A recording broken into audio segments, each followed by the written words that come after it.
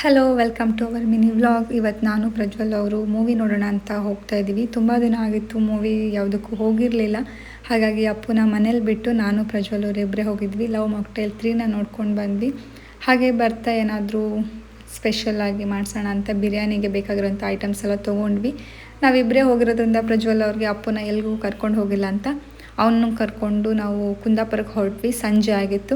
ಪ್ರಜ್ವಲ್ ಅವ್ರಿಗೆ daily wear slipper ಬೇಕಿತ್ತು ಅಂತ ನಾವು ತೊಗೊಳ್ಳೋಣ ಅಂತ ಹೋದ್ವಿ. ಹಾಗೆ ಅಪ್ಪುನು ಅಲ್ಲಿ ಹೋದ್ಮೇಲೆ ಅವನು ಶಾಪಿಂಗ್ ಮಾಡ್ದ.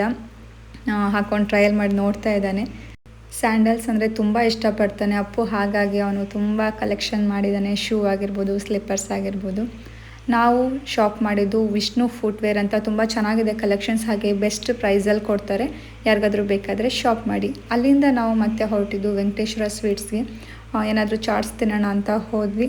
ಅಲ್ಲಿ ಹೋದ್ಮೇಲೆ ಫ್ರೈಡ್ ರೈಸ್ ತೊಗೊಂಡ್ವಿ.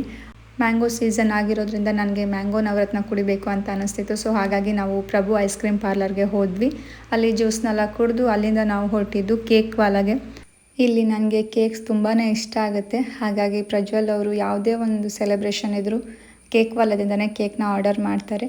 ಸೊ ಇವತ್ತು ನಾವು ನಮ್ಮ ಫೇವ್ರೆಟ್ ಫ್ಲೇವರ್ಸ್ನ ತೊಗೊಂಡು ಹೊರಟ್ವಿ ಮನೆಗೆ. ಈ ಸತಿ ಬರ್ಡೇನ ನಾವು ನಮ್ಮನೇಲೇ ಸಿಂಪಲ್ಲಾಗಿ ಸೆಲೆಬ್ರೇಟ್ ಮಾಡಿದ್ವಿ. ಹೀಗಿತ್ತು ಇವತ್ತಿನ ದಿನ. ಈ ವಿಡಿಯೋ ನಿಮ್ಮೆಲ್ಲರಿಗೂ ಇಷ್ಟ ಆಗಿದೆ ಅಂತ ಅಂದ್ಕೊಳ್ತೀನಿ. ಮುಂದಿನ ವಿಡಿಯೋದಲ್ಲಿ ಮತ್ತೆ ಸಿಗ್ತೀನಿ. ಅಲ್ಲಿವರೆಗೂ ಟೇಕ್ ಕೇರ್. ಬಾಯ್.